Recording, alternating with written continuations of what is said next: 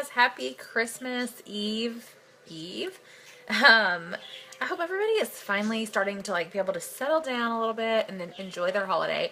We have had the best day today. I took the boys, first of all, Lucas was so yesterday, Lucas, I was gonna say deathly ill, but that's me being really dramatic. Yet Lucas had like a really high fever yesterday. I tried to get him into the doctor, but they only had one appointment. I was gonna have to take all five kids, and so didn't do that. But he was really. But anyways, he was really sick. He had a high fever. He was just miserable all day. And last night, like in the middle of the night, his fever broke. Like he broke out in like a pouring sweat. I had to change his clothes and everything. But since then he was fine. So I don't know what he had yesterday. Thank goodness he is better today. So we kind of woke up from that, and yesterday I just thought it was going to be a bad day. I had to take the boys shopping. They wanted to get some Christmas presents for some people with their own money. I thought that was going to be a disaster, but it was actually a lot of fun. They had fun. I have to say that the gifts they picked out for people are actually pretty good gifts.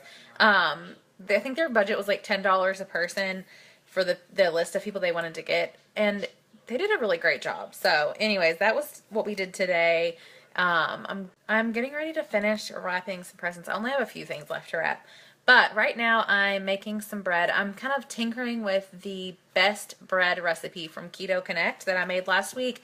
I'm going to try to recreate my Christmas morning French. So I'm trying to recreate my French toast casserole that I normally make with this bread. So I just add a little bit of extra sweetener to the bread mix and some cinnamon, and then I'm just going to bake it and see how it goes. I'm going to bake it tonight and then slice it, and so that's what I get for trying to do this while I'm cooking, because I was just about to pour it in the loaf pan. I'm like, man, this is awfully thin.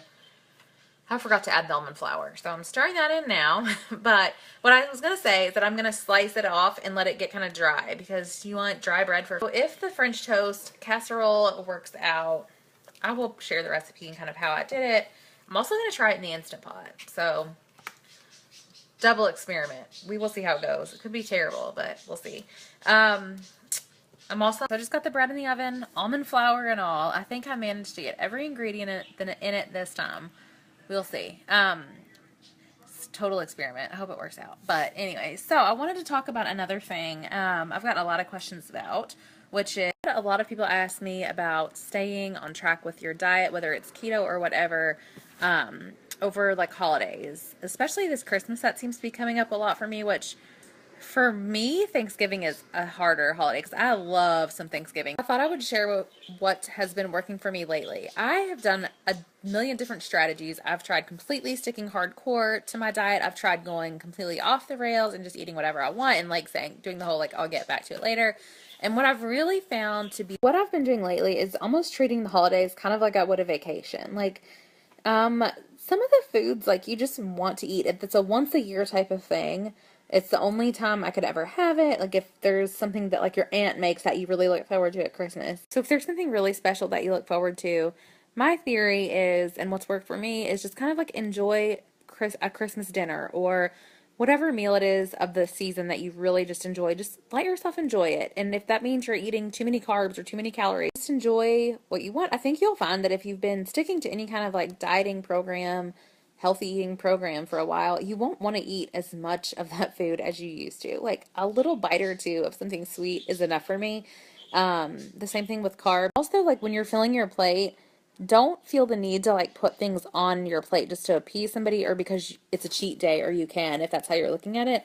Just if I really, really want something and this is the only time of year that it's there, or there's only one person that just cooks it the best way, it's a situation where I would get some. So for me, I may have already said this 100 times, but for me, I just love stuffing or dressing or whatever you call it. I love it. The only time of year that we have it is Thanksgiving and Christmas, so I'll get a little bit of that, but like I'll pass on the macaroni and cheese and probably the mashed potato. Really, the biggest thing I think is just when the holiday's over, let it be over. Let it be a day or maybe two, and then move on from it, and don't let it turn into like a whole week, especially with Christmas, because you go from Christmas to New Year's.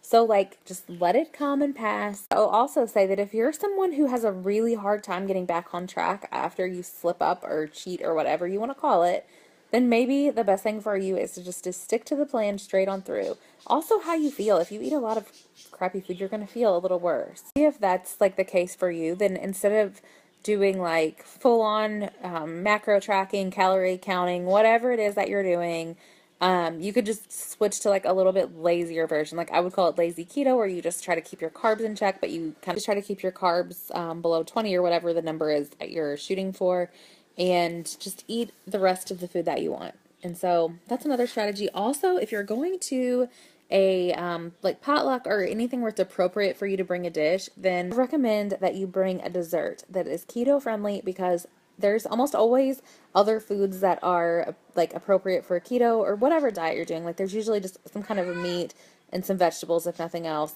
And there's usually not any like healthy desserts. So family, excuse you, Trenton. We have like a that was a sneeze, by the way. We have brunch. I would call it breakfast, but we don't usually eat until like noon. And so I'm going to keto-fy everything that we normally have. I have the breakfast casserole, which is on the blog, and then the French toast. Most of the food that I eat at home is going to be totally fine. The only meals that I might splurge a little bit on are when I go to family's house is for Christmas Eve and Christmas Day. So that's kind of what I'm doing, and I will probably be taking a dessert, like I said. So that's my plan. And then Tuesday, it'll be right back to business as usual. So actually, I'm going back to work on Tuesday, which I'm already dreading, but it's just one day this week, so I can handle it. I can do it. This little guy just got out of bed. Say hi. Can you say hi to my friends? All right, guys. I promise, as sick as he looks right now, he is 100 times better than he was yesterday.